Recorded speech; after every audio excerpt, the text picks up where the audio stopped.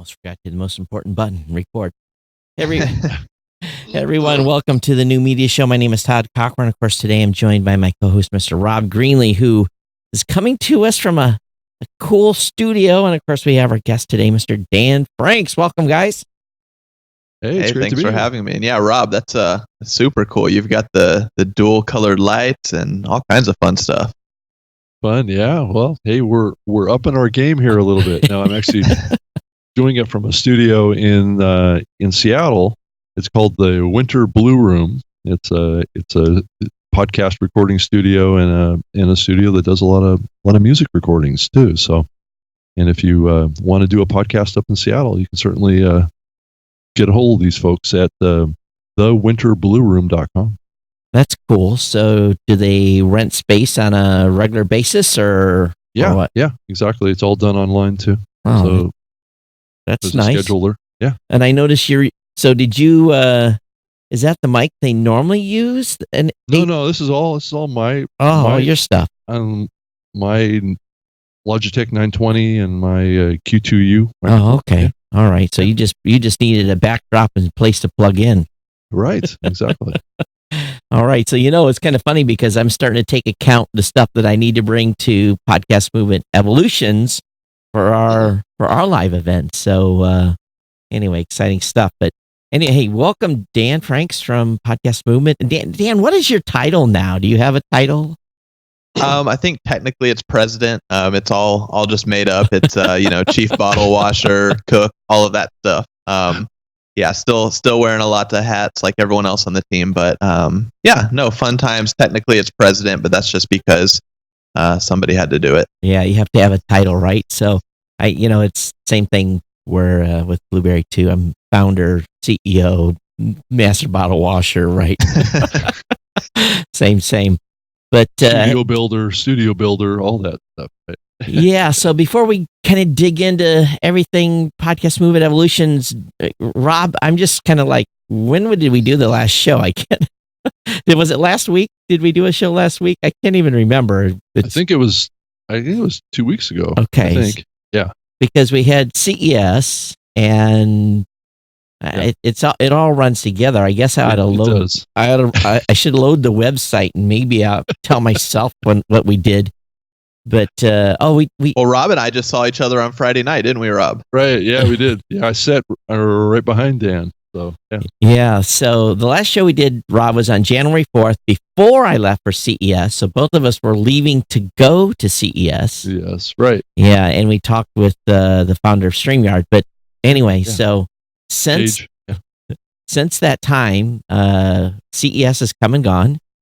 Yeah. The Digital Hollywood event at CES is come and gone, the one-day event. Right. And you guys, both of you, went to the iHeart Podcast Awards. And then I think we can talk about that a little bit, Dan. What do you think? Yeah, absolutely. Yeah. So just as a recap, for CES, it was fantastic. There was, for me, I just showed up. I was talent. I was live 8 hours during the show. I went to the Digital Hollywood event, kind of had my press pass, so I didn't have to buy a pass. So I was able to get in and, basically kind of hang out and listen, and not super well attended, but, for a day before CES, it wasn't too bad considering there was 5,000 sessions going on that day. Yeah, well, that and it's beautiful venue, at the Aria. Yeah, there's plenty of room in that facility, and it's a great lineup of speakers and stuff and panelists. And lots of distractions, right? Right. So. Yeah, of course. It's Las Vegas. Of course, there's distractions. Right. So that was going on, and then we both blasted out of CES, and then I went straight down to Columbus. Was in the office all week. Got back, what is today? Sunday. Got back Friday night.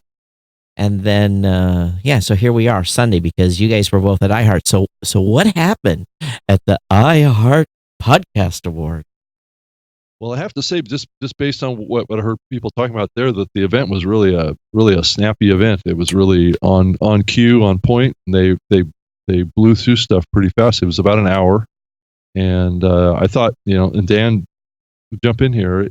It was quite a good quality production. I thought I was really impressed by it. Yeah, I mean, last year the three of us were all at PodCon while it was going on. So Right. I think the three of us kind of lived vicariously through. Or were you at PodCon, Todd? Or was it just your team? No, it was just some of my team members were there. Right. That's right. Well, Rob and I were at PodCon, and we were kind of following along the awards on Twitter.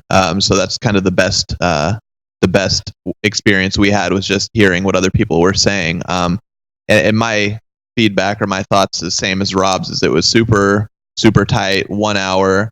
I think last year maybe they just kind of let it go and maybe didn't time it out as well. But this year, from what I understand, they were broadcasting the awards over the radio stations. A lot of the radio stations across the country were broadcasting these awards, so they had to keep it to time. And from what I could tell, they probably had 15, 20, maybe even 25 production people that were running around on the ground, moving cameras, giving cues. So to me, it seemed like, like any other professional broadcast award show, and my understanding is it probably wasn't that same way last year. So from a production standpoint, went off pretty smooth, and everything seemed to be a good again production. Well, yeah, I mean, it's a high-end studio. I mean, I was blown away by the facilities. I mean, it was just, I mean, Todd, you as a geek, you'd be impressed. Well, let's just be frank. That's when you got that kind of money. Yeah, that's true. And So well, it's their own theater. They do things in true. there probably multiple times a week. All the staff are producing events in there all the time. Right. So it's just I mean, it's a well-oiled machine, and they just kind of dropped the awards into that well-oiled machine, and it worked. Well, good for them. And how many outside of their pool of shows how many did they actually promote that were external? Was there? I'd say most of the shows were external to iHeart. There's only a few shows that were iHeart shows that were part of the awards. But it did lean pretty heavily on the larger media companies. The National Public Radio, the New York Times, the larger media companies. There wasn't a lot of kind of indie podcasts that was part of the lineup. And you didn't see, unfortunately, a lot of representation from the broader podcast, space. I think Dan and I were pretty much the only ones that I saw there, Todd, that you would typically see maybe at a podcast movement.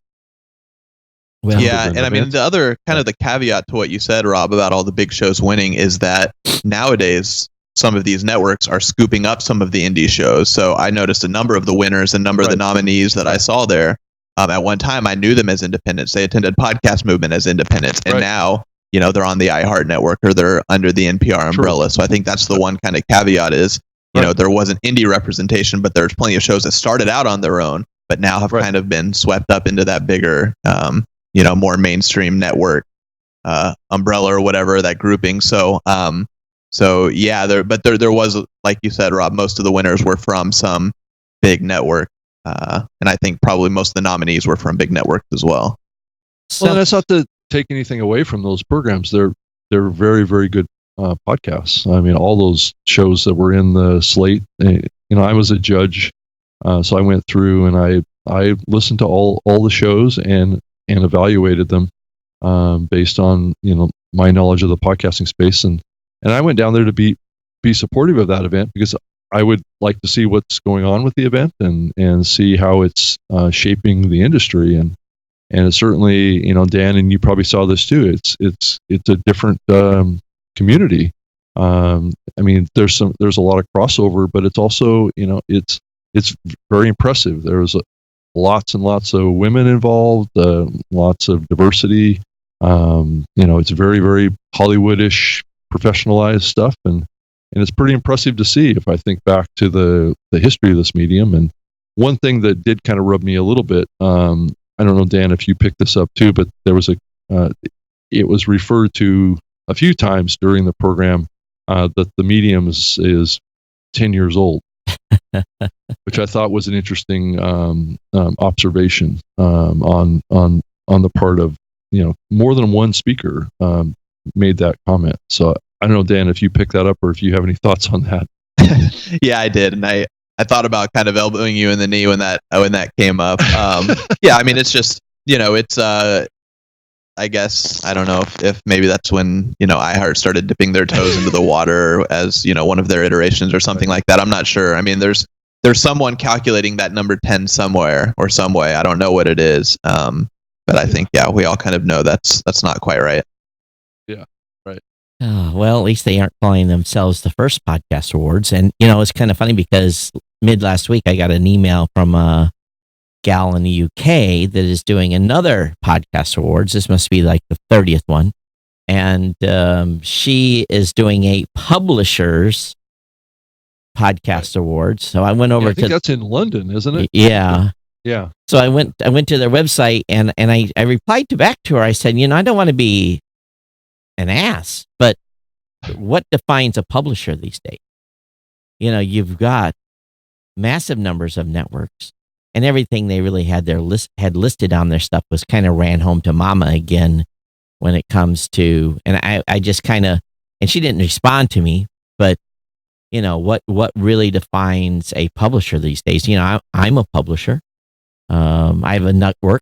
So what defines a network? And I thought it was kind of, I think the term producer is often kind of used the same way, like producer, but often the producer is the host and the editor and all of that, Right. Yeah, so I think that's the same way, and I think a lot of times NPR call their hosts the producers of the show. So, so many of those terms are now like interchangeable. Right. I've got a new marketing director on board, and I've been feeding him by the fire hose for the past 2 weeks, and I try to make him understand that because we were talking, and Rob, and I won't get this sidelined here, but he says, "Why aren't you doing programmatic?" He says, "Programmatic, you can monetize all this content," and I'm like, all right, let me talk to you about radio stations and the difference between a radio station and a podcaster. I said, the radio station, you have a GM, and then you have on-air talent. And the GM makes the decision on the advertising, and the on-air talent executes. I said, in podcasting, the GM, the producer, the talent is mostly the same guy. Right. So I just can't turn on or shove programmatic at these folks. It's not that easy. And so we had a discussion about that at some length, but anyway, it's a here or there, but we need to get into what's coming. I'm prepping to go to sunny Los Angeles, and it's 11 degrees here today. So I'm looking forward to coming to LA. Dan, what's happening with Podcast Movement Evolutions? Give us the rundown. Yeah, I mean, super exciting stuff. It's something that we had kind of been thinking about doing for a while, wanted to do this kind of second mini event strategically. It's, no mistake, it's 6 months away from the main podcast movement. It's somewhere where we haven't been in a while and probably aren't going to go with the main podcast movement for a little bit longer now. So on the West Coast, we think so much stuff happens in New York. So we wanted to kind of go to that market that's a little bit underserved in LA. In terms of big media markets where maybe not as much stuff happens. And all of those things kind of came together to form our Evolutions, which is the first time we've ever done as Podcast Movement a second major event in 1 year. And really the idea behind it came from people saying, Podcast Movement's great. It's so broad.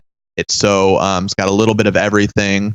But some of those people that they go to Podcast Movement every year and they don't necessarily need to go to the, what is, programmatic or dynamic ad insertion, or what is, these kind of basic concepts or how to start a podcast or any of those things. They're maybe looking for something that would be more continuing education. That's the real, content idea behind Evolutions when it first started was, let's talk about the latest, the greatest, all the new technology, all the new emerging markets, the new trends, all of those new things happening in podcasting. Let's build an event around those so that anyone that's active, involved in podcasting can come and learn all the new things. So that was the original content idea. It spun off a little bit into, a lot of the hobbyist podcasters wanted to participate. So we've got a specific track for them that's becoming one of the big ones. But from a content perspective, the initial idea was to make sure that all of the content was new, refreshed, and super time, super timeful and all that.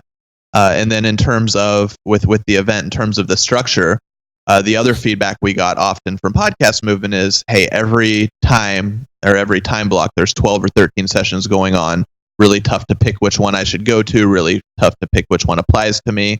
So when I go to Podcast Movement and pick the wrong session, it might be too beginner or too advanced for them. And the choose your own adventure style of Podcast Movement, that's one of my favorite things in terms of you sign up for the event, you can go to any of the sessions you want. But it often does lead to some confusion from the attendees and having to guess which one is best. So from a structural standpoint with Evolution, something different that we've done that we've kind of wanted to do for a while is more of the single track structure to a conference. So anyone who is attending the event, they sign up for a track that's specific to who they are or what their spot is in the industry. So if they're a professional podcaster making a living or making significant revenue, they would sign up for the professional podcaster track, and they don't have to choose between the different stages. They can go for those 2 days, every session on that stage, and it's going to be curated content that's going to be applicable to them as a professional podcaster. Likewise, we have that hobbyist track that we call the creator track. Same thing. We've got that one's actually split into 2 different stages: a brand new beginner podcaster stage and just an active podcaster stage. And same thing, if you go to sessions on that track, it's going to be geared towards you, not somebody that's making a living off your podcast, or maybe don't even want to make a living off your podcast, but you're trying to get better, you're trying to learn. Then on the far opposite side is the third track, which is the industry professional track. And that's geared towards people that are not the ones talking into the microphones. They're not the ones producing the podcast. They're the ones that are running the businesses behind podcasts. Maybe a lot of the people that Rob and I would have seen at the iHeart Awards this week, or that go to the upfronts and the pod front, those kind of things. Track really geared towards them. So takes the guesswork out of what sessions to go to and where to go. And then quite honestly, it allows us to then split up the costs differently. So that industry professional track is going to be a much higher level track. It's also one that charges a whole lot more for the ticket, whereas that hobbyist track is extremely affordable. Still 3 full days of content, but it's something that it's priced towards hobbyist podcasters. That track crosses into Saturday, which is something that I've been talking about with you guys for a while, is involving a weekend again for those people that It's not a business for them. So we've kind of taken a lot of feedback and things that people have wanted to see us do with Podcast Movement that maybe we haven't been able to implement, and now starting from the ground up, we've been able to combine a bunch of these ideas and put it forward and see what happens with the new event. So give me the breakdown on what's it split up then right now. What are you looking percentage wise? Do you have a rough on that? Yeah, we do. So it's probably we see the split happening to the 2 ends. So we see a high number of hobbyist podcasters. Again, that's either brand new or people just doing it as a hobby, maybe looking to make it into a business, but right now it's not that. And then people on that industry professional side. And kind of that middle is where it's kind of lowest. It's kind of a reverse bell curve. But I think that's probably because there's less professional podcasters out there. When you really kind of say, hey, who's actually making a living at it? There's less of those people. So still not a low number, but when we look at kind of how those registrations are going, that's kind of the lower middle. But the way we formatted is, if you're an industry professional, you're able to attend sessions on the professional podcaster track. If you're a professional podcaster, you're able to attend sessions on the creator track. So there's going to be some crossover, and there is some choice involved. If you just really don't want to attend a session that's happening on that single track, you have a few choices. We have a stage in the expo hall with cool stuff happening. That's open to everyone. We have keynotes each day, so that are open to everyone. So a little bit of that crossover, and we're not like sticking people into a stage that they can't leave from. Right. But the whole idea is a much more curated experience for those who are coming for the education piece. So the big question, what's your numbers looking like? I think our big hairy goal was 1,000. It's kind of a round, nice big number, and we're going to be very close to that, or if not over it. Nice. Anyone who's run events know the last 3 or 4 weeks is when a big rush usually happens. So we're seeing that now. So kind of where it stops, then we'll find out. But we're very pleased with where the registrations are. And we gave ourselves half the amount of time to promote the event that we normally do. We usually like to promote for 12 months. This one we gave ourselves 6 months. So there's a lot of education involved. We're still working with, on the education piece to inform people kind of what the difference is from a content perspective, from a structure perspective. But a lot of it is just to do the event once and let people kind of see it for themselves and go from there. this is the first event that's been on the West Coast. I know there's a couple other groups that are running events because I've been hit up to pay to play for those events, and literally. So it'll be interesting to see because I'm not going to go to the other event that's happening. I think the week before or the week I know there's something happening. Yeah, I think it's the week before. Yeah, are you going to that, Rob? Are you? No, I wasn't at this point. I wasn't planning on it because it was a lot of. Well, anyway, we'll see. They quote unquote claim that they had X number of people, but I don't know. And it's I haven't heard of it, so I don't know if that's by design or what. But I haven't heard about it. Yeah, I think it was a free to attend event, and they were claiming a lot of people signing up for free, but I think, free well, also I wish them means luck, but what I'll say is anytime I've run plenty of free events and free meetups, and whatever your RSVP number is, drop a 0 off the end of it, and that's how many people might show up. And that's if you're giving away free food and drinks. If not, maybe drop another 0. Right. And at the same time, they were like asking me to pony up this big check to come and talk for 20 minutes. I'm like, no. Yeah. So I don't do that. And but anyway, it is what it is. But so yeah, good, exciting. And I find it interesting though. This is I think if you look at Podcast Movement, the main event, and the breakup of new creators, you guys, I'll be honest with you, I don't think you had that large of a new creator group last summer. I don't know. What did you guys end up having some breakouts last summer of how many new creators you had come to Podcast Movement? Yeah, I mean, I don't have the math in front of me, but that's something we do as people register for the event every year. That's the only required question when they're filling out their survey. Everything else is optional, but we require them to say, are you brand new, not started? Have you been in it, 1 to 3 years? Yeah. Are you a radio professional? Are you an industry professional, non-podcaster? And that new podcaster was at least 25% or more. That's kind of what we've never seen it drop below. That's good. Yeah. So, I mean, certainly I think, as the event grows, I think we've talked about this before, the quantity of new creators, the quantity of all the different categories grows. The percentage might go down just because there's more an influx of certain sizes. So while the overall percentage of the overall attendance goes down, the quantity of any of those groups we've never seen drop, because we do kind of map them out separately and see how have we grown on the radio side or the industry side. I mean, like 2018, for example, like the radio side blew up. Like we went from, a small quantity to a really large quantity. 2019, a little less because so many people came in 2018, but all of those categories do grow. They just kind of grow at different sizes. And a lot of the reason is because, when we started, we were so heavily leaned towards just creators. That that's kind of was our highest starting point, our high water point for that, and then that one's just kind of gone up quantity wise. Well, go ahead, Rob. Yeah, I was just going to ask. So as you think about this new event, the Evolutions event, in contrast to the regular Podcast Movement event, are you looking at this new event as kind of like a testing ground for what you might do at the larger event? And the reason I ask this is that it seems like breaking this up into 3 categories, and I know to some degree you've been doing that with the Podcast Movement event, but do you see maybe this is the future format for the larger event as well? Do you see these things going in parallel with each other at some point, or is there, like the radio track, are you going to keep doing the separate broadcaster meet podcaster track, or is it going to blend in to really become more like what you're doing at the Evolutions event?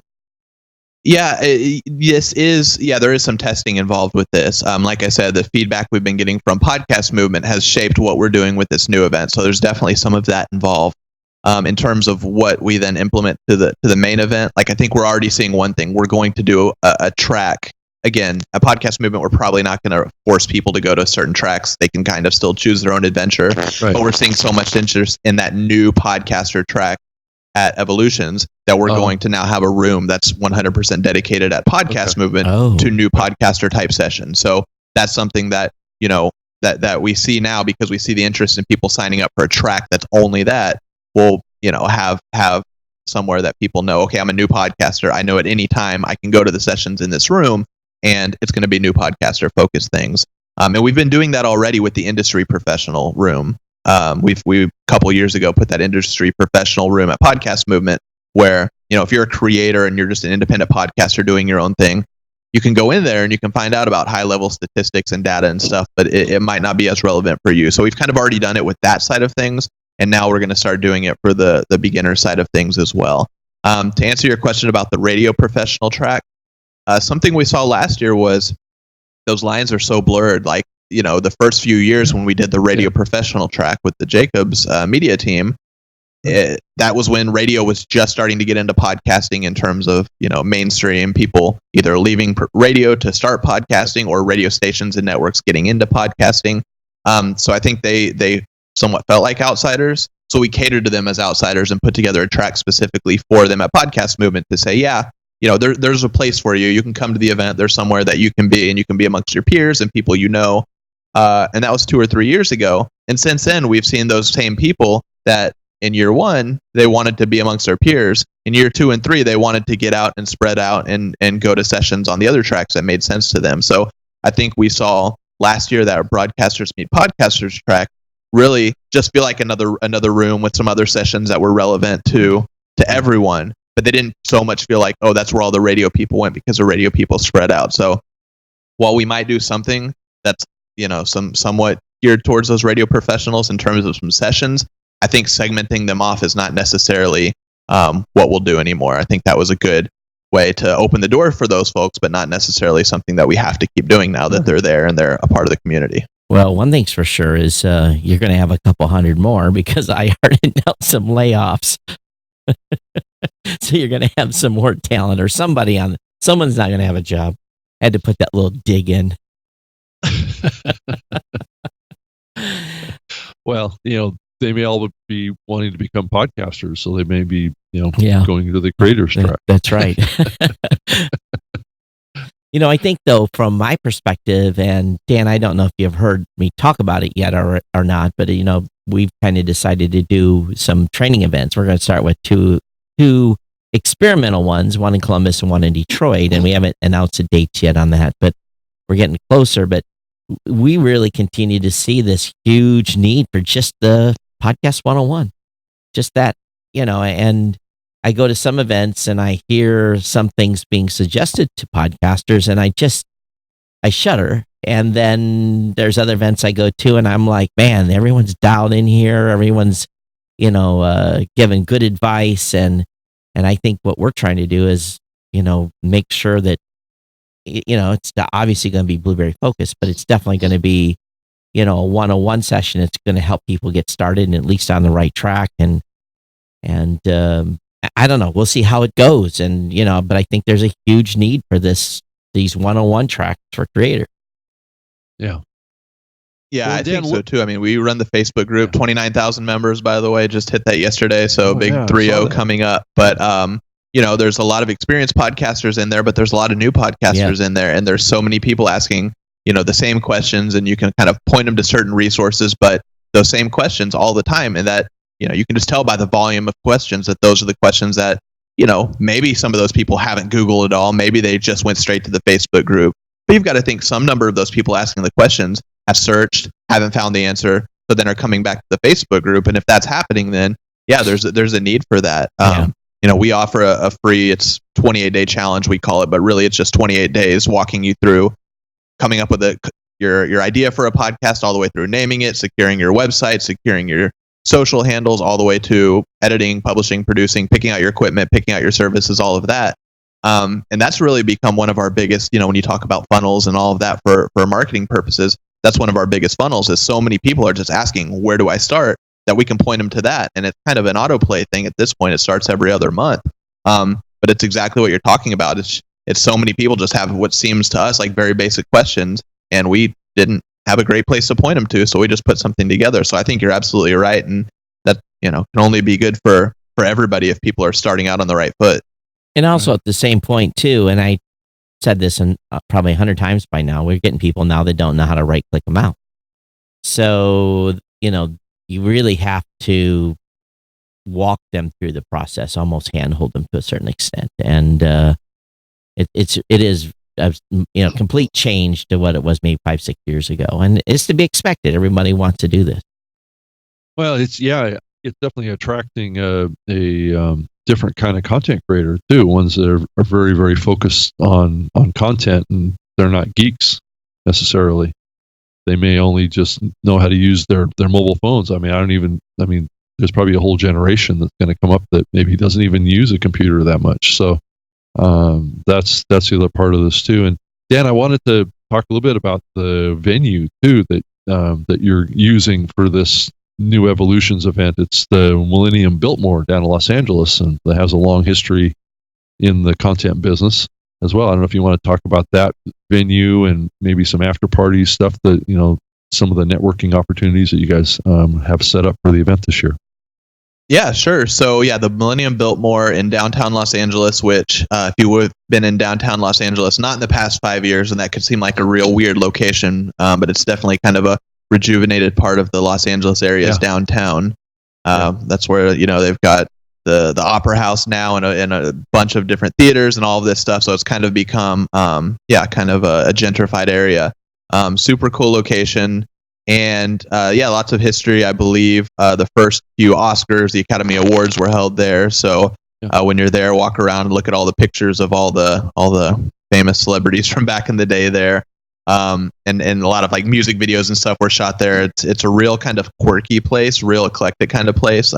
It's kind of hard to describe until you get there, but it was built in the 30s or 40s, just kind of in a real artistic manner. So it's kind of an interesting, unique venue, which is kind of what we were going for.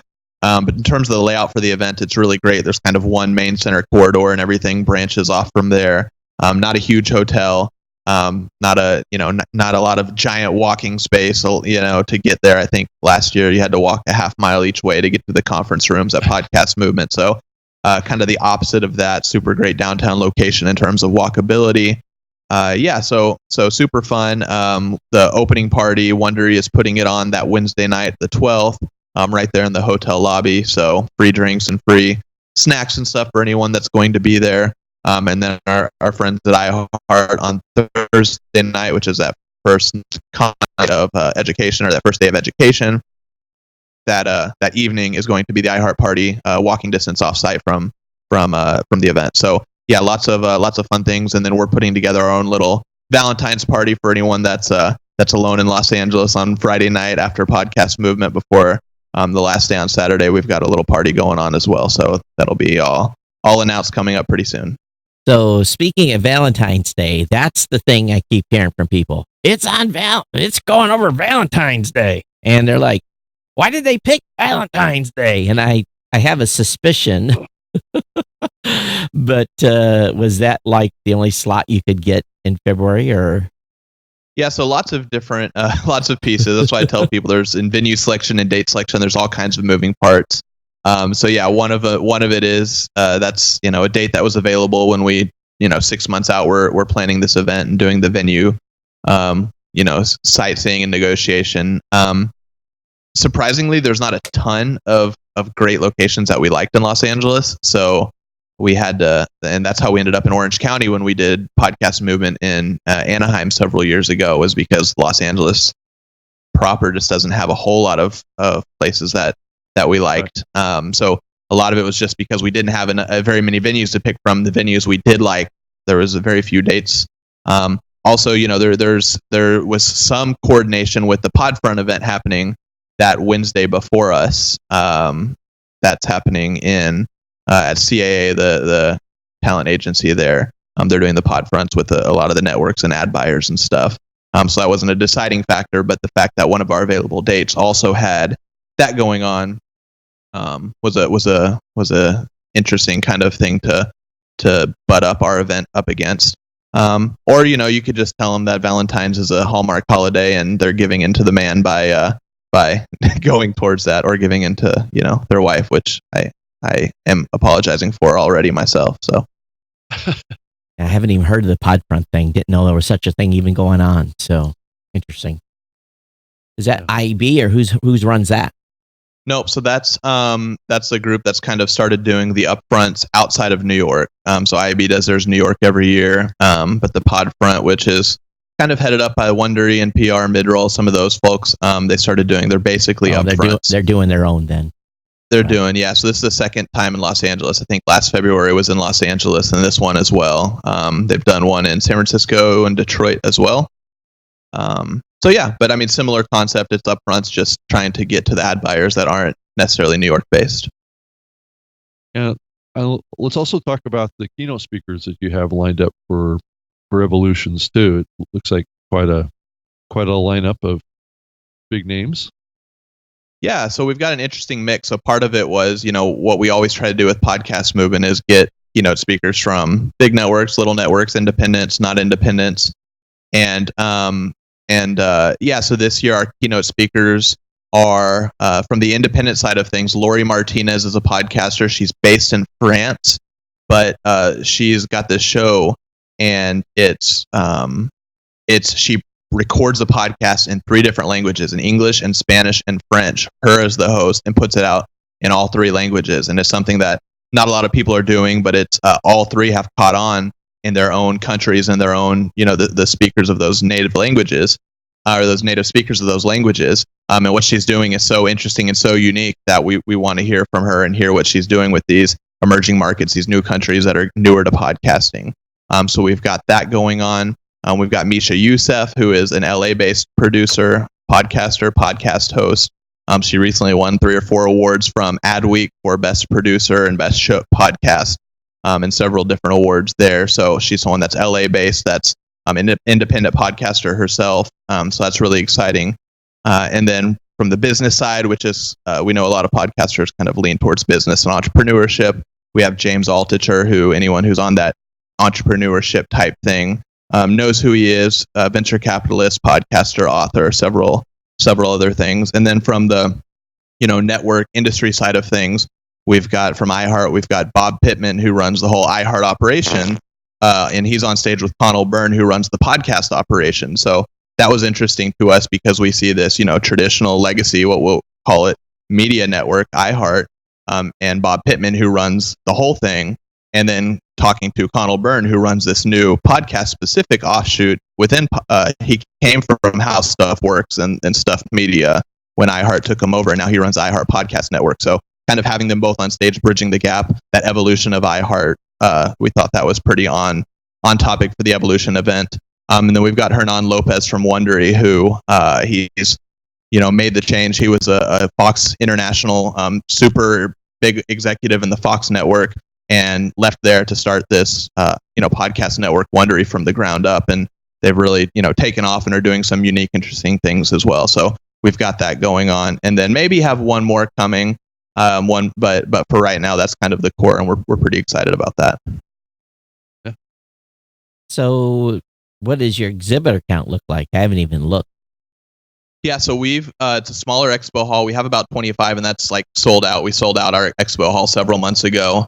But we've got that, and then we've got several sponsors and stuff that aren't necessarily exhibiting, that are doing different things, parties and events and stuff. So everything was intentionally meant to be somewhat smaller, somewhat more intimate, but yeah, we've had a lot of interest, and I think the attendee base, a lot of people, this is their first Podcast Movement event, whether it's because the summer never works for them, so the spring is better, so they're coming for that reason, or West Coast works better than everywhere else where Podcast Movement has been. So we're seeing some returning people, but we're excited to bring a whole lot of brand new people kind of into the Podcast Movement community. Yeah, that's great. So do you see the Evolutions event becoming potentially as big as the regular Podcast Movement event? I mean, do you see that as a potential possibility? Maybe. I mean, our whole plan with this is to do it once, see how it goes, see what works, see what doesn't. If there's a specific segment of the event that just is awesome and a specific segment of the event that's not, then we're giving ourselves the freedom to readjust. If this new content focus or this new structure of the event, if something works or something doesn't, then we're giving ourselves the freedom to move around. So we're not really going into it with any specific goals other than to make this one event with this one concept to do it as successfully as possible, and then see what we learn from it and go from there. So we've not got a venue booked for next year. We've not got any dates booked for next year. We've not really got any preconceived notions about it, other than let's see it to the finish line, see how it goes. Right now, at least from a commercial standpoint, it's going to be a success. We've got more attendees than we needed, and we're getting close to our big goal of attendees. Again, like I said, the exhibitors, we've got that expo hall full. Tons of interest from speakers from the industry side and the hobbyist side, so from all over. Right. So all of those components are there. Now we just need to see what actually comes out of the event, and then we'll decide what to do next. So I have to ask, what is this silent disco thing? Well, so silent disco is what this technology is known as, but it's silent conferences. So anyone who's been to a conference or to a music festival or something like that, where there's not loudspeakers in the room, but there's headphones. So the presentation or the DJ or the band or whoever's playing, you listen to on headphones. It's that same concept. So what I've seen it used most is in expo halls, where they have 3 or 4 stages kind of next to each other with different things happening, and you can't have speakers on all of them, loudspeakers going on all of them. So you pick up a pair of headphones and change the channel to whichever stage you want to hear the content from, and then you can do that. So that's what we're doing. The expo hall, like I said, it's not that big, but we do have a stage in there. So instead of blasting all the exhibitors that are right in front of the stage with loudspeakers, we're trying out the silent conference technology. And the new media show is going to be on silent disco, folks. So and live stream. Right. So if you're not there, then it sounds just like it always does. So I it's had gonna be retro, Todd. I had to kind of laugh. The silent disco. I knew what it was. I was just teasing. So I just so it's gonna be interesting. You're gonna be so there. You have people going like this and like, what they even responding to, right? Yeah, we'll see. Again, like I said, there's several different things we're testing, and that being one of them. We've talked about doing it several times, and if it doesn't work, then we won't see it again. If it does work, you might, Rob, you're asking about what might translate to the big event. That might be something if it works. All right. Yeah. So what's the reason for doing that? Is it just because of the proximity of the sessions are too close to each other? Is You said the hall. We're in the exhibit hall. expo hall, because it's in the expo hall and it's not a big room. So the expo hall is like 2 different rooms, but they're bridged together with a bunch of doors. So it's kind of one big room, but the stage is in one of those rooms. And if an exhibitor is set up right next to it and there's speakers right next to them, it would make their conversations very ineffective. So do you have to rent that equipment, or is it a company that comes in and gets that all set up for you, or we have to rent everything? Right. Everything costs money. I think in this case, it's a basic enough technology that our AV team just brings it in as the other equipment they do. And I think it really just connects to the mixer. There's a bunch of wireless headphones that charge up, and yeah, we'll see. But yes, everything is rented. Everything costs too much money. Oh, yeah, of course. Yeah. And it's usually, if you think it's going to cost 3 zeros, add another, right? Yeah. I mean, it's insane that our first event, the first year we did it in 2014, our overall budget, now it's like that's our coffee budget for the events now. So yeah. Yeah, it's and especially depending on what city you're in and the union rules and everything, it can just go way up. That's why a lot of people don't like doing events in New York City. It's just, oh my God, expensive. it's so expensive. Of course, LA, I think it's about the same. It is, but there are some venues, like this one's not a union venue that we're doing it at in LA. So in LA, you're more likely to find venues that aren't union venues, which you still often hire the same people and the same crews that do union work at other venues. But it's just the way every building is different. So every hotel kind of has their own set of rules. And I don't know if this one's older, so it's kind of grandfathered in, or I don't really know how all those pieces of it work. But yeah, I remember we looked at New York one time for something. Actually, when we ended up doing the event in Philadelphia in 2018, we looked at a bunch of different cities on the East Coast. And I remember in New York, the food and beverage minimum to do an event there at the hotel that would fit us was $1 million food and beverage. And just for reference, our events are normally like $100,000 food and beverage. So talking about adding an extra zero to it, and that's a big zero to add. That's when we kind of knew that New York, at least for the big podcast movement, was not going to be in the conversation. $1 million for food, just food alone. Yeah. That's insane. Well, and beverage, and when you talk about coffee, like we could probably get halfway there just giving coffee to everyone if we were generous. Yeah, you could have a semi truck of coffee Coca-Cola. I mean, like the ones that haul milk and full of coffee, and that still wouldn't cost $1 million.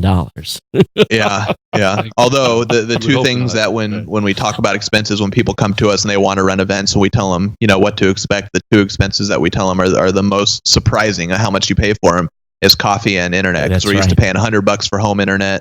So, why would I have to pay $50,000 for internet for this 3,000 person conference? Well, you do, because that's the only way the hotel flips the switch for you. Yep. And then same thing, $50,000 in coffee, you see how much coffee that buys you. It's not that much. But people get upset without coffee. So it's a necessary evil.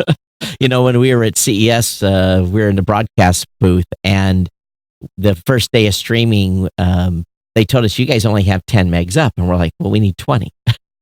We told you we need 20. And because we're pushing 6 or 7 streams. And they're like, well, you've got 10. And, so we're having to figure out how to get this done and push with 10. And then they upped this, said, okay, you got 100 now. So if they give you 100, you take 25 or 30, right? And the second day we came in, they said, oh, now you're back down to 10. And you're like, oh, my God, you're killing me here. But the bandwidth is always... it's always an issue in these venues. That is the broadband and the cost, and I've wrote those checks before I fully understand. Hey Dan, what's the capacity of the Biltmore as far as the size of this event? If you get much over 1,000, are you reaching capacity, or is there some growth room as you look to the future, or are you going to have to change venues each year for the Evolutions event? Yeah, chances are we're going to be close to capacity this year. We aimed for about 1,000 person event, and really the more kind of restrictive thing is because we're doing these dedicated tracks. That means we can only sell a certain number of tickets for each track. So, we'll probably hit our cap, like I said, on the creator side and the industry professional side. Like we'll probably end up selling out those two tracks, because those rooms that those are being held in are just going to hit their capacity. So overall capacity, like there might be a little bit of room, but it's because we would cut it off just because we don't want anyone to not have a seat if they're buying a ticket to only one track. So because this first year we're already kind of getting to that, if we were to decide to do it again, do it in LA, do it a similar format, we probably would have to find somewhere else. So what is a single track room going to be? 300-400 people? Yeah, right around, we've got some wiggle room, but right around 300 or 350 is kind of what we're doing. The only difference is that creator track, because that's split between 2 different stages. We're kind of looking at, 300 people buying the creator pass, but kind of being split 50-50. So that's what's happening there. And then honestly, the room we're using for the keynote, that's kind of at capacity as well. So all of those people, coming together into one room, same thing. It'll be right around that, 9,000 or 900 to 1,000 capacity. So yeah, we'll fill up the venue pretty good, and that's what we were hoping for. It's not that big, but we, had a target number for the event. We're going to be right about there. Make sure they have more than 2 bartenders, please. Yeah. Yeah. And, like I said, luckily it's in a good location that if you have to just leave from the venue, you can walk across the street. It's pretty nice. There's, several breweries within walking distance, and all kinds of, anyone who went to the Philadelphia event knew the Reading Terminal Market was right across the street. Right. And Los Angeles has something similar to that. It's like 2 blocks away, but it's also super walkable, cool outdoor market and stuff. So we're not on an island like we were in Orlando, at least. Yeah, it was kind of interesting too in Orlando, because I told the gal one day, I said, how many bartenders are you going to have here tomorrow? And she said, oh, just us. I'm like, you do not understand. Yeah, and it's strange, and I guess it's all just a money thing, but they do, those big convention centers like the one in Orlando, they do 4,000 person events every weekend or every week. And I guess they just accept that, hey, there's going to be an hour wait at all of our restaurants every night for dinner, but that's better than adding another outlet or something, I guess. But yeah, it's kind of interesting, especially in those hotels where you don't really have the option to just walk across the street and get something else. Yeah. So one thing we could always suggest, and I know that IR has their own game, but tell them to turn it down 20 dB. It's what we need is the disco. Hey, there's an idea. Silent disco for the party, and then we don't have to wear headsets at all. I think, that's That would be Because beautiful. Dan iHeart because they did it at the podcast awards, the after party. They were like booming the music in there. My goodness! So Rob, I didn't see you in there. Did you make it to the after party? Yeah, I did. Yeah, I was there the whole time. Okay, usually you stand out amongst the crowd, so I thought maybe I would see your head above everyone else's. There were quite a few tall people there. I was surprised. So, yeah, but they were booming the music in there, and it was really hard to talk. Well, it's a party. It's not a networking event. Well, no, I'll say this, Robin. You probably saw this, but my date was my pregnant wife for the award, so yes. we did not stay at the super loud alcohol fueled after party too long. Yes. No, I get it. No, congratulations. When are you guys due? Thank you. March. So get through evolutions is the name of the game. You do know babies have a mind of their own. Yeah, I have a 2-year-old running around. That's we've done very well with her not barging in here yet. So I'm just saying if you're due in March and you're going to be at Evolutions in February, have you got an emergency ticket to go back to Dallas? Yeah, so I fly Southwest, which for all their faults, they are good about changing plans if you need to. Yeah, because and luckily enough, we've gotten to the point now that we've kind of put more of a team in place, and it's not just everything about the events on me. If I had to do that, I feel like there's enough hands involved with producing the event that it could keep going. Yeah, my first one was a month early, so that had thrown a damper in things. But yeah, let's hope for not that. Yeah, just tell her to be calm that week and not too much walking. Yeah, exactly. Well, it's funny because with podcast movement, it's like we can't have the baby around podcast movement. We can't have it right before podcast movement because that's when it gets busy. And then we decided to do an event 6 months away from podcast movement on short notice. So, and of course, babies are always planned, and everything goes unscheduled getting pregnant. So, yeah. Yep. Well, congratulations, number 2 on the way. So. Do you know? Have you announced publicly, boy, girl? Yeah, I think so. Another girl. So we're gonna have 2 girls in the house, or 3, and then we got 2. Both my dogs are girl dogs, so it's gotta hold it down on my own. So what little hair you have left will be gone in 10 years. So I'm just telling you. Boys are easy. Exactly. Just grab them by the shirt, and you pull them here. The girls, you have to be okay, honey. It's calm. We're okay. Yeah. But see, now you're enjoying the grandfather side of it, so it's a much more fun side from what my parents tell me. Yeah, it is. And matter of fact, my daughter was giving me a little gruff. You haven't been down lately, so we'll be going down to Podfest. I'll spend a little extra time when I'm down there with her. So, True. Well, let's talk. I think we've about went through everything. And did we miss anything, Dan, on Evolutions? Oh, we lost him. Was he frozen? Yeah.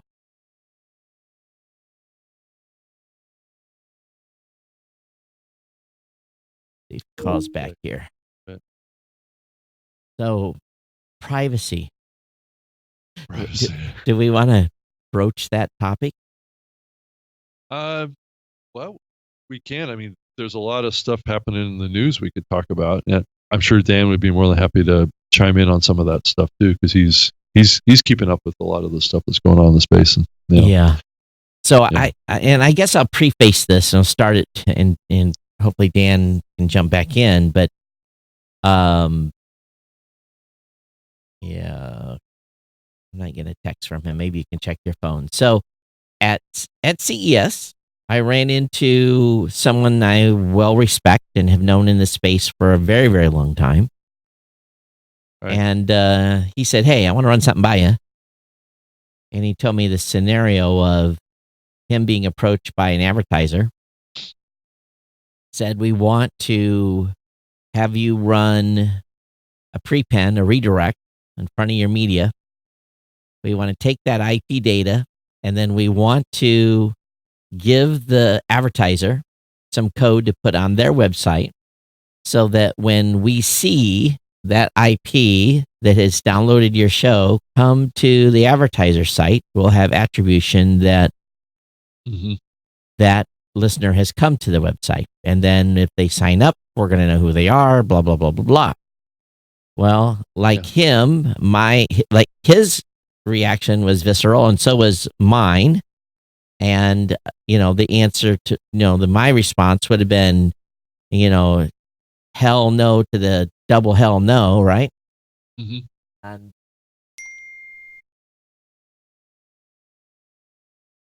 yeah, he's back. Welcome back, Dan. We're talking about a little bit about the privacy stuff that we've been kind of hearing about. So, make a long story short, I said, no, I wouldn't agree to that either. And what it was, Dan, is they wanted to put a redirect in front of his media URL, then put a tracking code over on the sponsor's website to see when that same IP would come to the advertiser site. So, basically we talked about that right on the CES floor for quite a while. And my reaction was as his was no.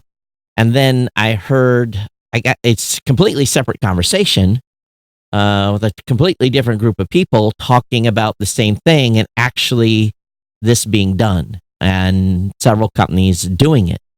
And I don't know, my alert radar went off in a big way. And I basically posted something on the Podcast Movement website. I didn't announce who the company was that was supposedly doing this tracking. There's a lot of people that were guessing and a lot of discussions. And I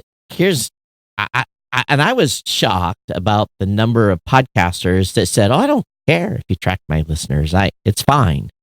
They're already being tracked. Why? What's the big deal?" And that to me, my whole paradigm shift for me was like, you got to be kidding. And especially now with, I think Libsyn and us have both adopted GDPR globally. We're doing CCPA. Now, don't get me wrong. In 49 of the 50 states, it is not illegal. Right. To do this. You can do this. There's no issue in doing this. Right. And in a lot of other countries around the world, it's okay to do it too. Right. But so California and the EU absolutely can't do it. So I'm just was a little bit astonished that podcasters would feel that it was okay to, have this attribution data aligned with their, if their listeners being tracked on sponsor sites and wherever else. So, I guess the analogy that someone put up was, okay, let's say you are, well, let me just use a simple one. Let's say you're on a podcast and you hear an ad for the Acme toothbrush company.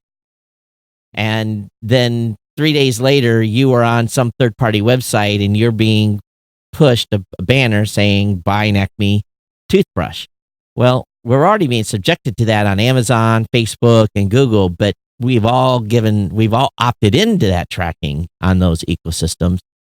Whereas the podcast listener can't opt in, and yet it's not illegal. We can do this on 49 of the 50 states. We can send them an Acme toothbrush ad through digital attribution. The question is it right?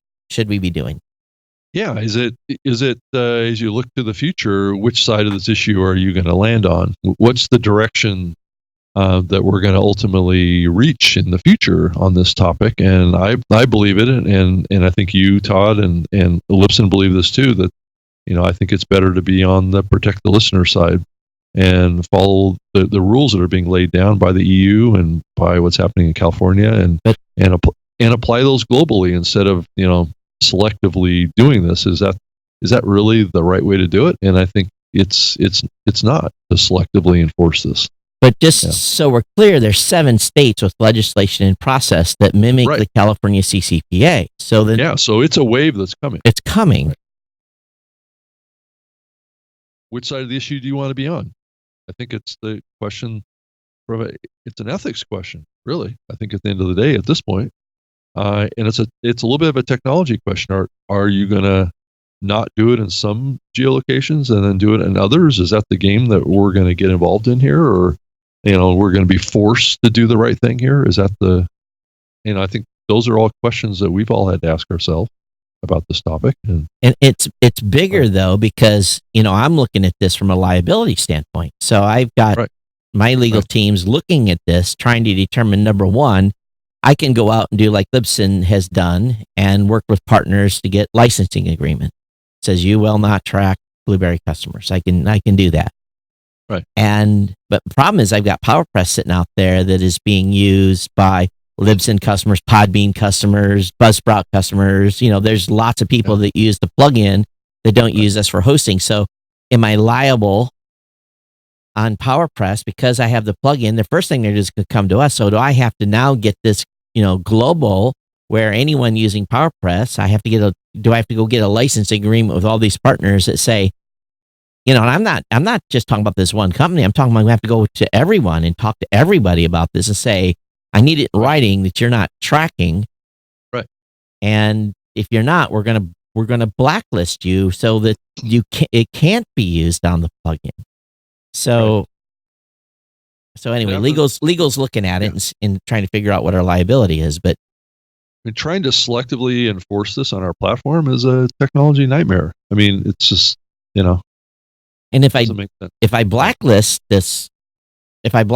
partners or non-partners, then my podcasters are going to be pissed. They're going to say, "Oh, you took this away from me, and I wanted this data,"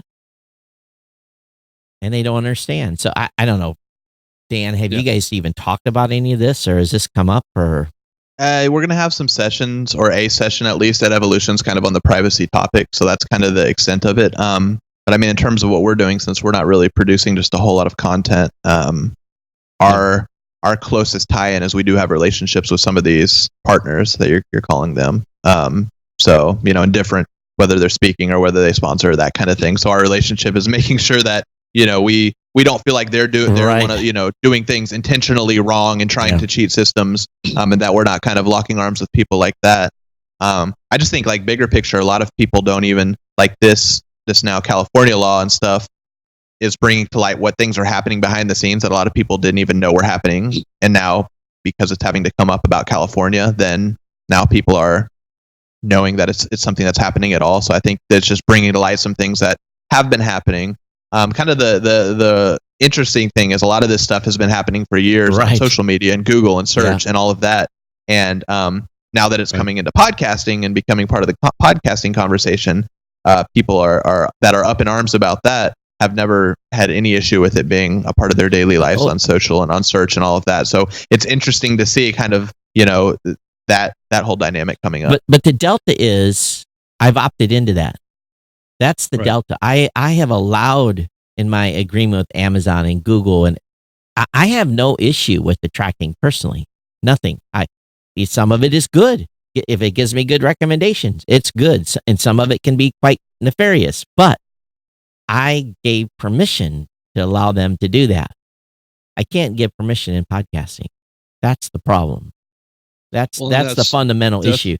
I think we all would love this attribution data. Don't get, come on. We're trying to make money for podcasters, but I can't get listeners to say yes. There's no option for them to say yes to do this. And this is why we've had to put GDPR in for EU. I still can't opt in podcasters in EU. Companies in the EU have bypassed GDPR because they come to their website. Yes, I've agreed to your terms of service. Yes, I've agreed to be tracked. Yes, I've provided you information. They say yes.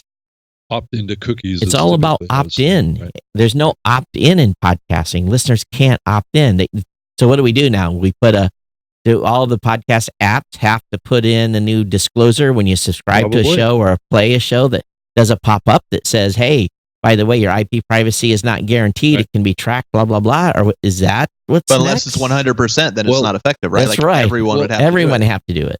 Yeah, exactly. But I mean, certainly those apps could do that. But the question, I mean, you go talk to the apps, the people that make the apps, and they'll tell you, well, where's the advantage for us to do that? Right. If you told Marco that he was going to have to put a pop-up in his app that allows people to be, their privacy to be, he'd be like, you would see an op-ed in the op-ed in the New York Times. It ain't happening. Right. Yeah, exactly. And And is Apple going to do it? No, but so people say, "Well, we're getting this information on Spotify." Well, no, Spotify is getting that information. They're not sharing with you attribution data on Spotify, but you have agreed by your terms of service on Spotify to be tracked. That is the difference. Spotify can track. Yeah, Spotify can track you. But that doesn't relate to giving authorization for us hosts to enable that track. Again, in 49 states, I don't have to ask permission at all. I can do this today, right? No problem, without permission. So, it's what side of the fence are we going to fall on? So I just, I asked in the podcast movement community what people thought, and there was a varying degree. And of course, oh my God, no one's doing that. And I'm like, yes, they are. You need to ask the hard questions of companies if they're doing that. Number two, I asked the Blueberry community, are we overreacting? And 100% of all respondents says, no, thank you for protecting our listeners' privacy. But again, that was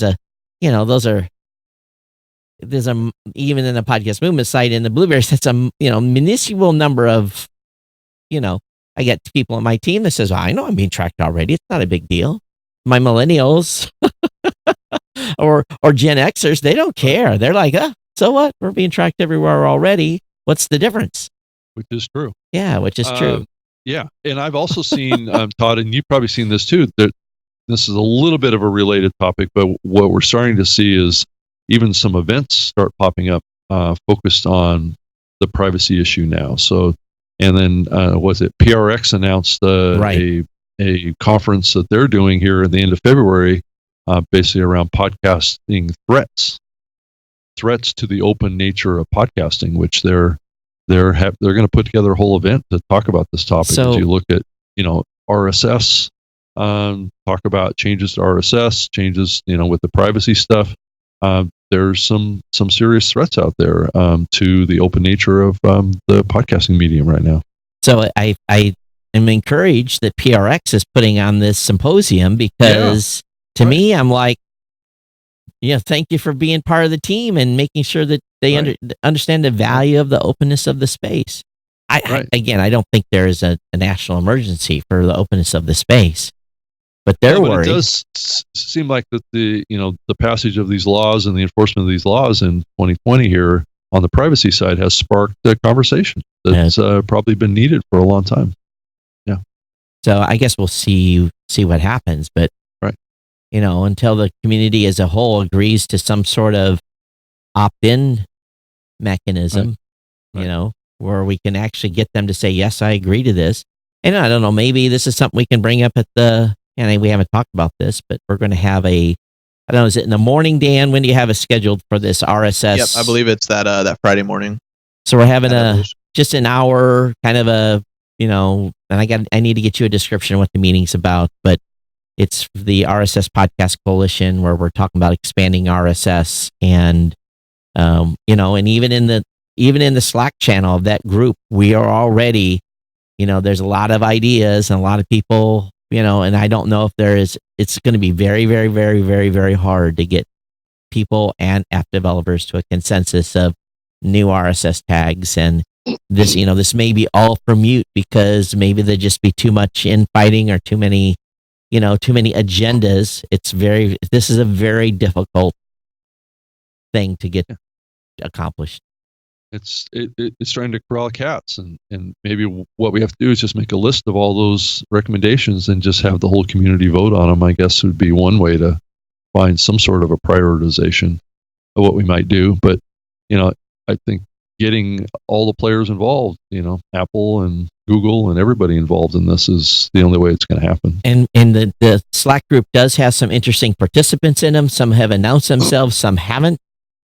So people could do a little looking around. They'll probably very easily discover who's in there and being lurking. But, we've got podcasters, we got some podcast groups. I think we've got a good assortment of companies so far. But the bigger challenge now is I still need more app developers weighing in. I think we've got 2 or 3 in there at this point, but there's 20. So I need, 10 or more of the top app developers to participate in this conversation. We can talk all day about this, but if we talking to ourselves if the app developers basically do that. They flip us the bird. This is all mute because we're going to rely on them to actually implement any of these new tags we put together. Well, and Todd, I talked to Owen from Pocket Cast. He's the guy that runs Pocket Cast out there, and he's going to join us on the show here coming up in the next couple of weeks. And we can certainly ask him about this and his perspective on changing RSS and just his thoughts on the privacy issue too. I think having Owen on to talk about these issues, I think is perfect to have a person from a listening platform come on and share it with us. And at the same point on the tags, so many of these apps are largely driven by metadata that they get from Apple. So unless Apple implements the metadata, it's not going to make it the full circuit around back to the app anyway. It won't be available because they're not actually, quote unquote, they get their show listings and their show updates from Apple. So that they're limited in the metadata that Apple gives them. Marco isn't, a few others because they have their own directories, but I still think they populate their app with new shows from the Apple API. The Apple API, right. Yeah, well, and it also brought up another conversation that happened in the podcast movement community last week. A gentleman came in and said, why is my show in this app, and this directory? He didn't call it the Blueberry directory by name, another directory, but we've added shows for years. People can come in and claim them, but we auto add shows to the directory and people get auto added to apps. And are we now starting to see a pushback from podcasters saying, no, I don't, we always take down shows that say they don't want to be on the Blueberry directory, but they have to request it to be taken down. We don't ask them permission to add it. Yeah, I've always encouraged any kind of new directory that wants to get into the medium, and I've been doing this for the last couple of years, to set up a system of opt-in and submissions versus just grabbing feeds and populating. But I think it's a delicate line to walk, and I think there was an item in Pod News about it just a couple days ago that the thought was that by doing that, you're endangering the fragile equilibrium between listeners, creators, and the apps. And I don't know that I entirely agree with that, but I think where we've seen the sensitivity is, I think, with like a Luminary, where there's some sort of a monetization that's going on that isn't directly benefiting a lot of the content creators that is happening. And if the content is being used to monetize and there isn't any kind of a revenue share opportunity there, I think is where podcasters sometimes take an objection. But Rob, they want their cake and eat it too. They don't complain about Spotify monetizing around their content. You don't hear anyone saying, "Oh my God, Spotify is advertising around my content," and yet it's happening other places and they're flipping out. So Spotify is able to do stuff that other folks can't do. So let's just call it what it is. They've got a huge base of listeners. They're very popular. Everybody wants to be on their platform. And that puts the situation is that Spotify can do a lot of things. So it's, that a lot of people can't. Cry me a story blue. Yeah, it's just like, I can't, you can't have your cake and eat it too. So it's right. I don't know. And Danny, I know you work with most of these folks, they're sponsors, and you have to be careful. No, but I mean, I think it's right. But Rob, I think if people are starting a platform and they have to take submissions to build the database, like you're starting at zero, you're starting off irrelevant already. Right. And then, who are you going to go to make sure that Joe Rogan's on your show? And, all those shows, like, are you going to individually try to get all the big shows to opt in? So I think I understand the motivation behind that, but it's hard to build something like that, especially when you don't have to, and there's such a easy starting point for you. Again, kind of relating this for the broader audience, it's very similar to Google or Yelp. When new businesses open up in town, they're somehow scraping these new business addresses, and a new business will be on the Google directory or on the Yelp directory within days of opening. And then you can claim your business on those directories, but you don't have to submit it. It kind of gets scraped in there. So, I mean, I think there's a lot of, comparison between non-podcast things and that Right. that same format of scraping and being having to opt out of being in there versus having to opt in. Well, When I think that there's a strategy that you can take to accomplish it, and that's to almost do like a pre-launch request for content submissions for the future launch of a directory. And I think that you can approach it from a perspective that's very proactive. And one of the reasons that I recommend, and I'm talking to many new potential directories right now, is that what you want to do is you want to have the community be behind you and promoting you and talking about your platform. And the only real reason, or the only way you can do that, is to have their involvement in the in the adding to that directory. And we've seen this happen off and on over the years, and it can either go well or it can go bad, or it can just the platform isn't able to take advantage of the networking effects of all these podcasters that have a microphone and audiences to drive people to utilize this new directory. So Rob, if you're Facebook and you ask for submissions for a directory, everyone's going to submit.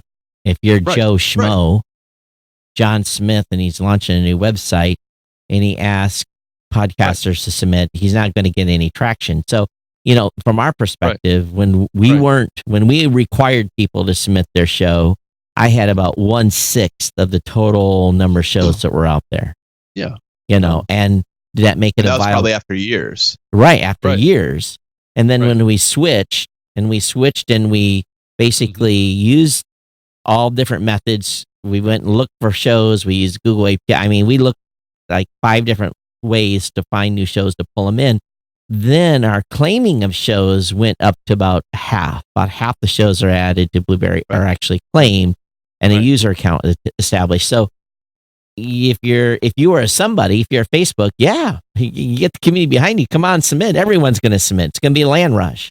But if if it's not a Facebook type of company, people aren't going to even give them the time of day. Well, that's where the hosting platform is coming to. And if you look at what Spotify did, they partnered with the hosting companies to promote the inclusion of and what did that podcasts. get us? Well, that benefited Spotify definitely. Oh yeah, on one side, but it also enabled us as hosts to drive that submission engine. Now, I think Spotify didn't do it the right way, but because I think if it had been done the right way, I know Todd, you and I were filling out spreadsheets for the longest time trying to get. I was also Spotify's technical support for about a year, right? And then what did they do? They went and bought Anchor, and bend us over and grease this up. So it hasn't been that bad, has it, Todd? No. Well, we're not their support anymore.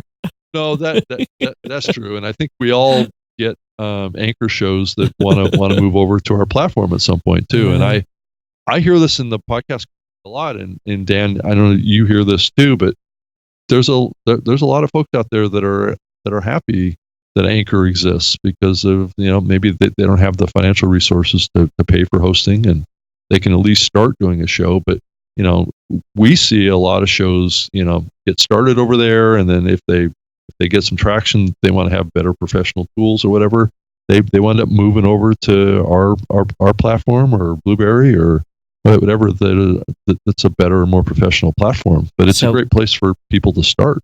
But I also think that there's hard discussions that, I've had some hard discussion with some podcasters recently, and it's uncomfortable. You get a show that calls you and says, I'm in 100 episodes. This is where my audience is at. I want to monetize, and they've got, all these goals, and you want to be nice and try to explain very carefully what they need to grow their show to get to the point where they get an advertiser.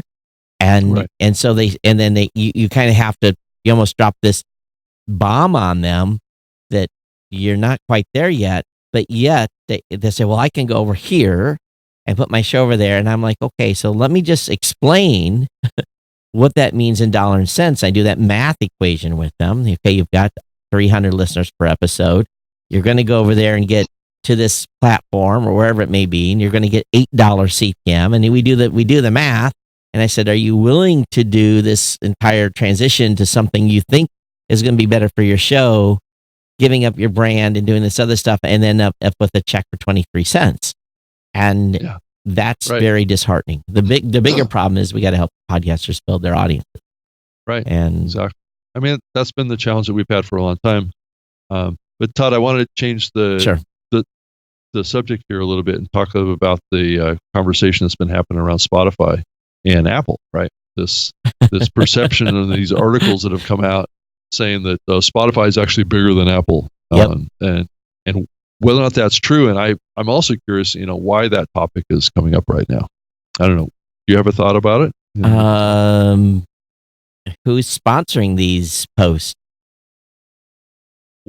Well, they appear to be coming from a variety of sources out there, but and there is some truth a little bit about this outside of the U.S. But I think what was done, at least with the Motley Fool article, was this.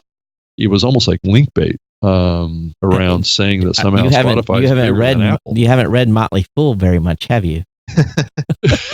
I know they do this a lot. I know that. Well, you guys were the subject of several Motley Fool articles back in the day that were not at all nice. Yeah, well, that's true. So they're an equal opportunity incorrector. No, they're equal opportunity basher and link baiter, and they're equal opportunity in trying to move stock symbols and trying to drive. Sometimes they're trying to push stock down, and they they hedge against that, and they come on. They are classic. You follow Motley Fool. You follow their investing advice. You bet against companies all the time because they're always, it's anyway. Yeah, so. it's all. Yeah. I mean, I think a lot of this, all those studies. What's the biggest platform? What's the most popular platform? Like those questions are being asked to such a targeted group of people in a targeted group of ways, giving them certain options. And yes, maybe their survey or their poll that is what showed, but who are they surveying? What are they actually asking them versus what the headline says? Like, what's the actual question? What options are they being given? What was it last year at NAB when it came out that YouTube was the most popular place to listen to podcasts? Well, when you look back and you say, okay, who did they ask? What did they ask? What were the questions? What were the options? Then you can see, I could see how this particular study could produce this published result. And I think this is the same thing when you dive down and like you said, Rob, okay, like maybe that is actually what this research showed, but is that actually accurate to what the headline is promoting? So I think a lot of it just has to do with kind of, funny research, and that's what it comes down to. I always look at who's writing it. What's their agenda? Did they get paid to write this? What is the actual words that they use? Right. Because if you don't, our first reaction is, they're wrong.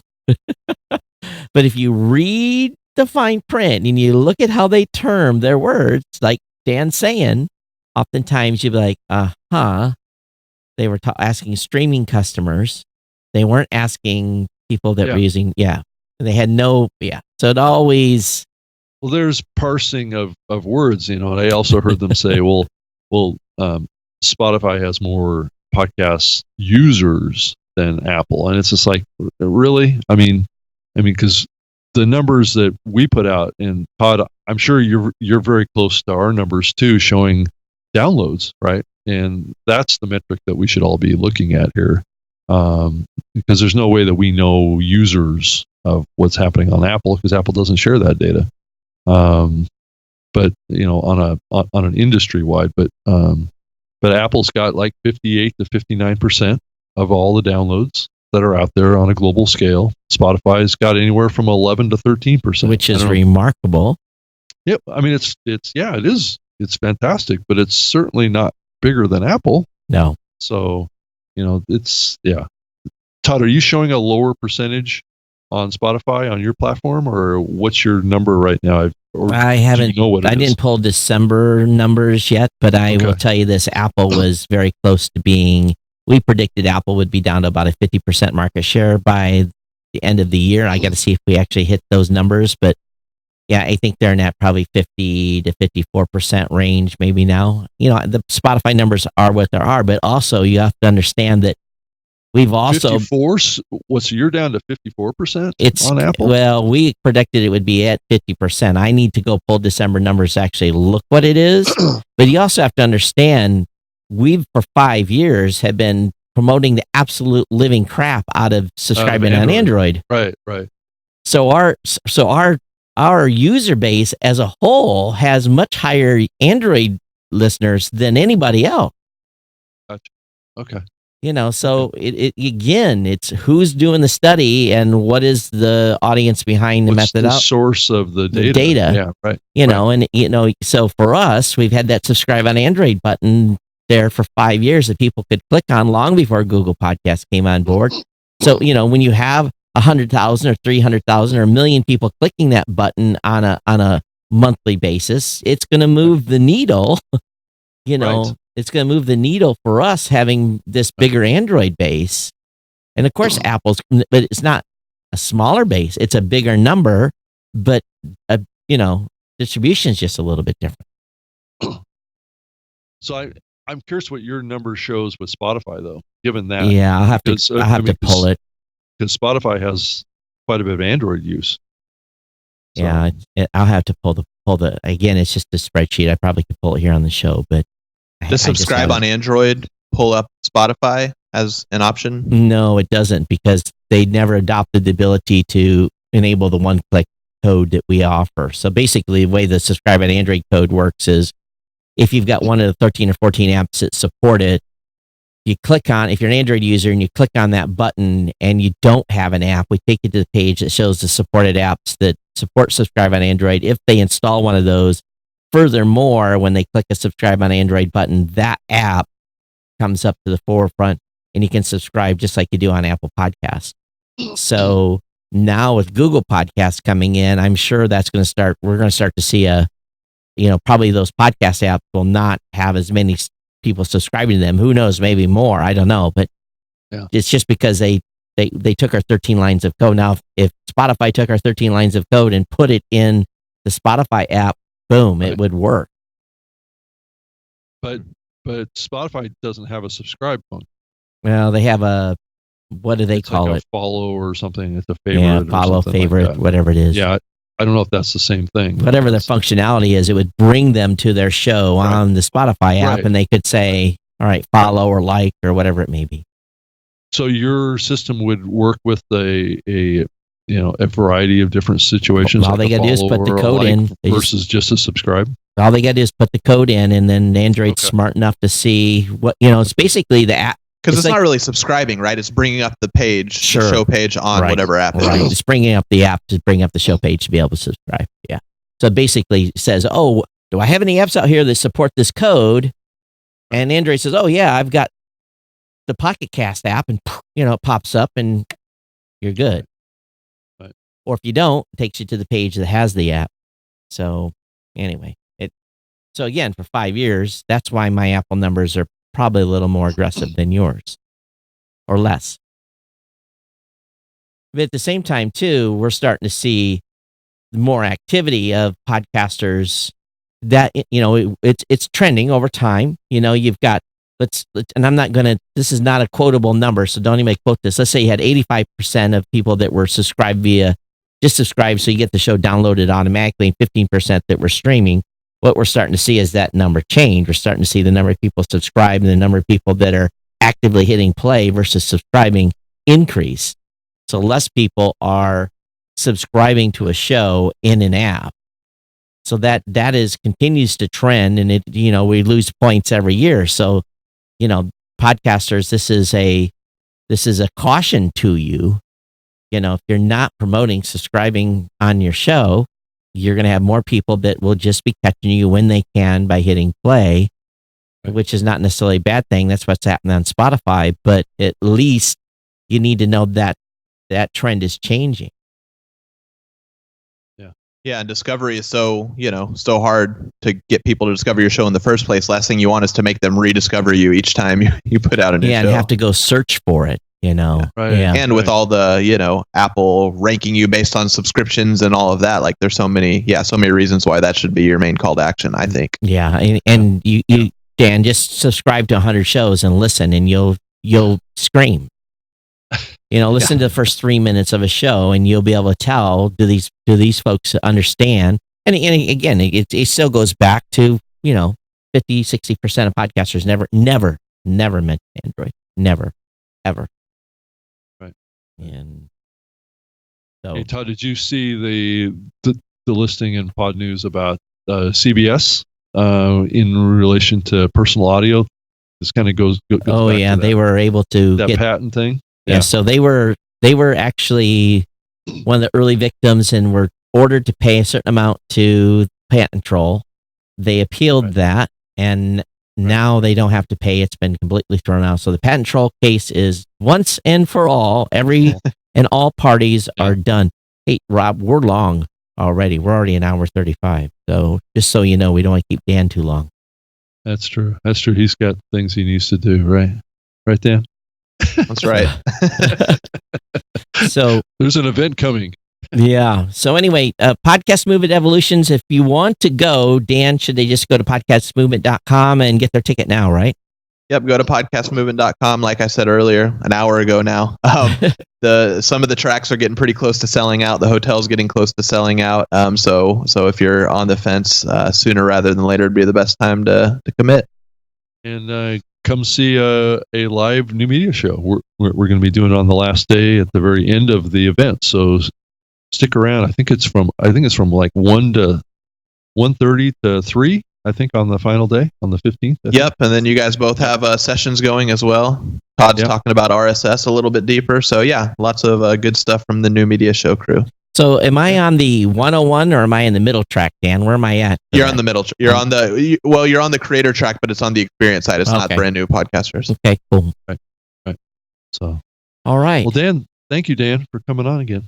Yeah, good as always. This might be the 5th or 6th time I've been on the show, but always a good time. Thank you, guys. Well, we'll have you on before the Dallas event too. Yep, exactly. We should have a T-shirt or something for a 5-time attendee for the show, but we don't like the guys do on the other podcast. So, but anyway, Dan, thanks for being on with us today. We'll see you in Los Angeles here in just a few short weeks. Thanks for having me. All right, absolutely. Outstanding. Thanks, Seth. So, Rob, any last things before we bounce? No, I think if you want to follow me online, I'm posting. If you want to see some videos that I took from the iHeartRadio Podcast Awards, I posted some videos up there with actually Conan O'Brien did his little acceptance speech, and I posted that, and then also Will Ferrell made some comments. I know, Todd. It's entertainment stuff. It's entertaining. All news and podcasting is good. I just have my own personal beef. I know. I get it totally. So yeah. So yeah. You can follow me on Twitter at Rob Greenlee, and that's with 2 E's. And then if you need to get a hold of me for any podcast related questions or comments, you can certainly send it to robg@libsyn.com. So iHeart folks, if you're listening, Bob Pittman. Hey, podcastawards.com. Great domain.